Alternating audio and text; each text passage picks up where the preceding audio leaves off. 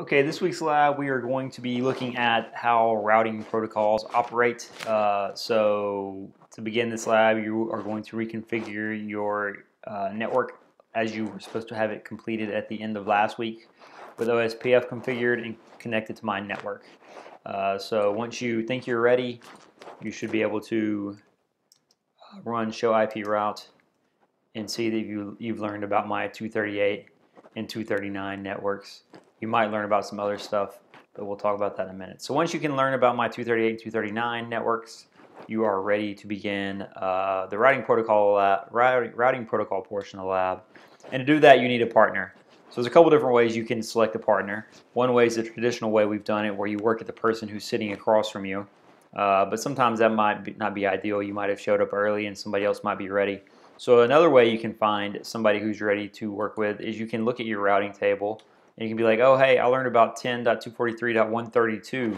So that person's connected to Rich's network, and that person is also ready to move on with the lab. So you can find out who that person is.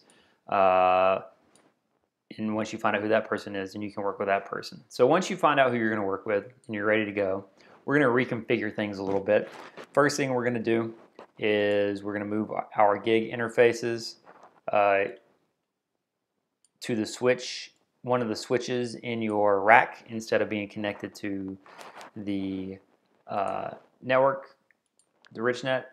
So you'll disconnect your connection from the rich net, and then you will reconnect into one of the switches in your rack. You should use, I think the switches have gig ports, 2 gig ports on the end for the uplinks. We're going to use those in the lab. Hopefully that'll work as expected.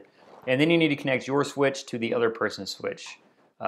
If you are sitting close enough to them, you can get a crossover and stretch it between them.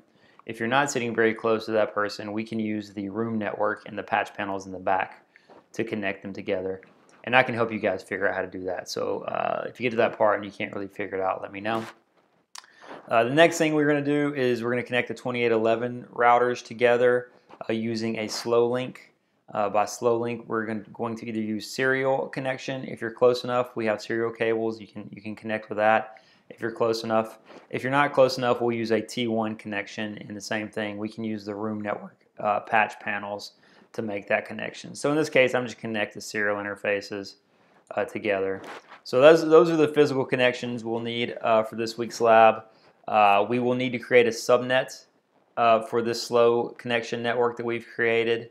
So once you get it connected, come up with a subnet to use. You should use one of the subnets that's available in one of your LANs subnets that I gave you. So in this case, this side is 10.243.133.0, and this side is 10.243.132.0. So we should use the next available subnet in one of those two networks. So we should use the same subnet. So in this case, my next available subnet is 10.243.132.52 on both sides. So I can use .53 for this interface, .54 for that interface. Just to be clear, it would be 132.53 and 132.54. They need to be on the same subnet. So you're not going to use 132 on this side and 133 on that side, because those aren't the same subnets. And you're not going to use these same numbers, because I'm going to make you guys come up with different requirements for this week's subnets assignment in the lab. So once you have everything up and working and these interfaces configured and OSPF's all good, you can run show IP route to make sure you're getting all the routes you think you should have. You make sure you can ping across to the other PC. 43. Make sure you can ping the other PCs. A note about ping: this week we're always going to be sending big pings. It doesn't work in the simulator, so we're going to do ping-L 1400 and then the IP address. We want to send the big pings because we want to, demonstrate how slow the slow link is. Because if you don't send big pings, the slow link doesn't look that much slower. But we really want to understand how much slower it is. So you're going to need to configure IPs on the routers. Make sure this links up. Make sure you can ping. With OSPF, we're going to look at the routing table, and we're going to see, oh, hey, I'm trying to get to 10.243.132, which is over here. How do I get there? 10.243.132, we send it to 10.243.133.50.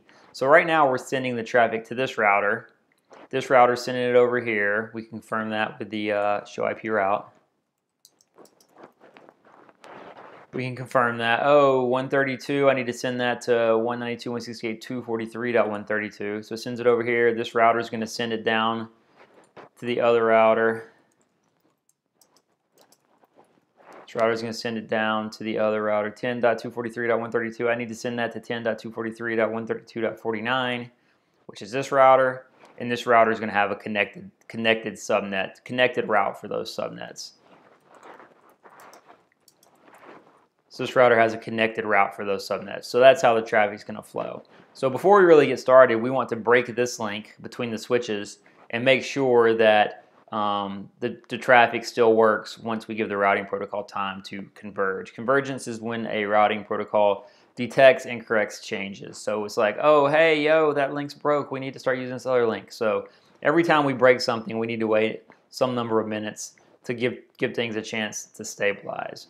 So that's pretty much the setup we're going to need for this. So we're gonna get this set up and get it working, and that's when we'll actually begin the lab. A few things we're going to do.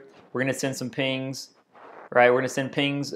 We want everything working again, this link back in place. We'll send some pings to see what the ping time is. We'll do a trace route to verify the route the packet's taking.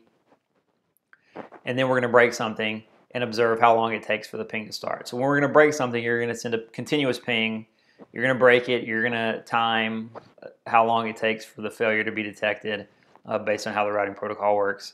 And then when it comes back up, you're going to know it's back up, and you'll note the time. Then when it's back up, you're also going to run trace routes again to look at the path the packet is taking after we failed this link. So we're going to fail this link.